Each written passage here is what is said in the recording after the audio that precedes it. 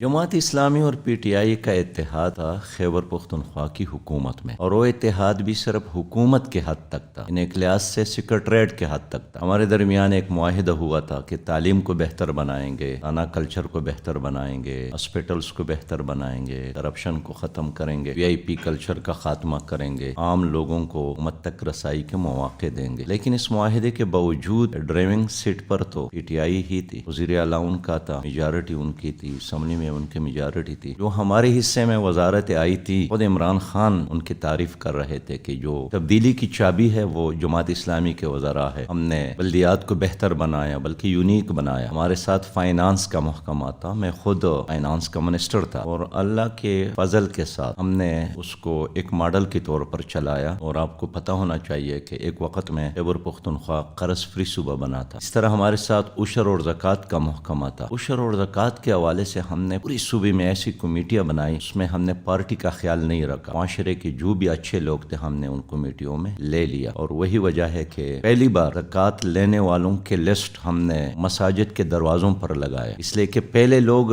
لیتے تھے اس شرط کے ساتھ کہ ہمارا نام ظاہر نہ ہو۔ ہم نے کہا کہ اگر آپ مستحق نہیں ہیں آپ نہ لیں، اگر آپ مستحق ہیں تو آپ کا نام ظاہر ہونا چاہیے۔ اس کی وجہ سے بڑی تعداد میں لوگوں نے اپنے نام نکلوا دیے اور حقیقی مستحقین تک زکوٰۃ پہنچنا شروع ہو گیا۔ لیکن بہرحال چلتے چلتے پی ٹی آئی کی پھر اپنی پالیسیاں تھیں، ہمارا اپنا ایک نظریاتی ایجنڈا تھا، ریفارمز ایجنڈا تھا، اس لیے 2018 کے الیکشن میں ایک دوسرے کے ساتھ نہیں چلے۔ اور اس میں بھی بنیادی وجہ یہی تھا کہ ان کا یہ خیال تھا کہ اگر ایک دینی اور انقلابی جماعت الیکشن میں ہمارے ساتھ ہو تو شاید باہر کی دنیا اس کو پسند نہیں کرے گی۔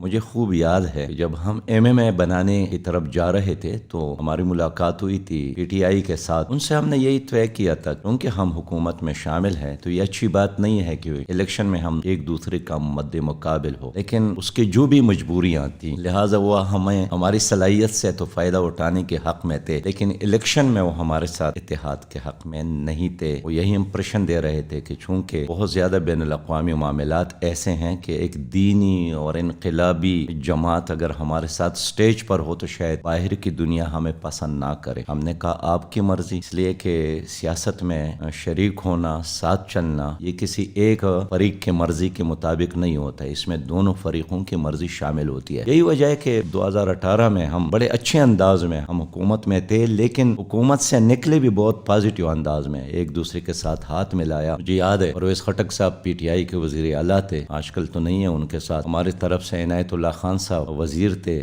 بلدیات کا، پریس کانفرنس کی، اور شاید یہ پاکستان کی تاریخ میں پہلی بار ہوا کہ دو پارٹیاں حکومت میں ایک دوسرے سے جدا ہو رہی ہے اور ان نے پریس کانفرنس کر کے ایک دوسرے کی تعریف کے ساتھ ایک دوسرے کو الوداع کہا ہو، اس لیے کہ ہم ایک ڈیفرنٹ جمہوری روایات کے قائل ہے، جس میں برداشت ہے، جس میں صبر ہے، جس میں گالی گلوچ کی بجائے دلیل ہے، جس میں شائستگی ہے، اور ہم یہی چاہتے ہیں کہ شائستگی دلیل کی سیاست معاشرے میں عام ہو جائے۔